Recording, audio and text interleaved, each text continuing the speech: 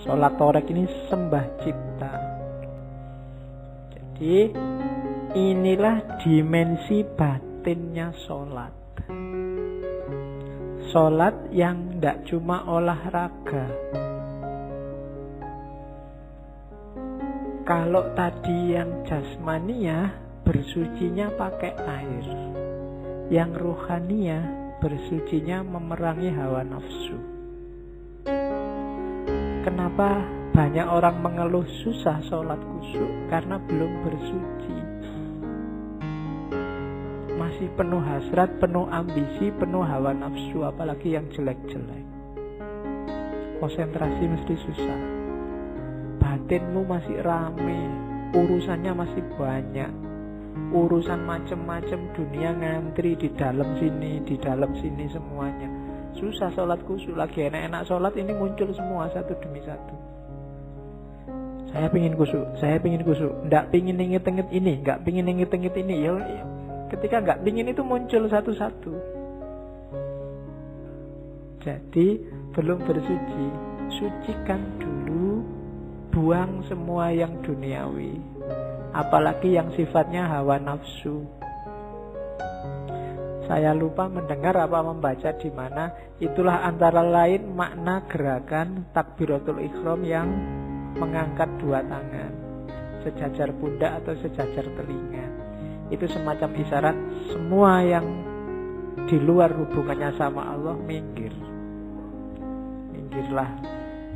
Begitu katanya. Itu simboliknya, tapi yang jelas perangi dulu hawa nafsu. Kalau batinmu masih rame, akalmu masih rame dengan hasrat, ambisi, nafsu, mbok kamu punya sertifikat sholat khusyuk 5, susah kamu, kan ada pelatihan sholat khusyuk itu. Iya, sholat khusyuk sekarang jadi pelatihan. Jadi ya susah khusyuk. Kenapa? Ada syarat bersucinya. Sebagaimana yang raga ada syarat bersucinya. Yang membantu sholat khusyuk adalah kalau kita paham yang kita baca dan kemudian kita jalankan dalam hidup yang sebenarnya apa yang kita baca.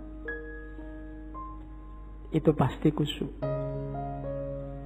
Kalau dalam iftitah misalnya kita membaca inna sholati wa nusuki wa mahyaya wa mamati lillahi rabbil alamin. Sesungguhnya sholatku, ibadahku, hidup dan matiku hanya untuk Allah. Kalau ingin khusyuk beneran, hidupmu kayak gitu beneran. Kalau kamu baca Fatihah bismillah alhamdulillahi rabbil alamin, segala puji hanya bagi Allah, yang layak dipuji hanya Allah. Kita ini lemah, tidak ada kebaikannya apapun tanpa bantuan Allah, maka alhamdulillahirabbil alamin.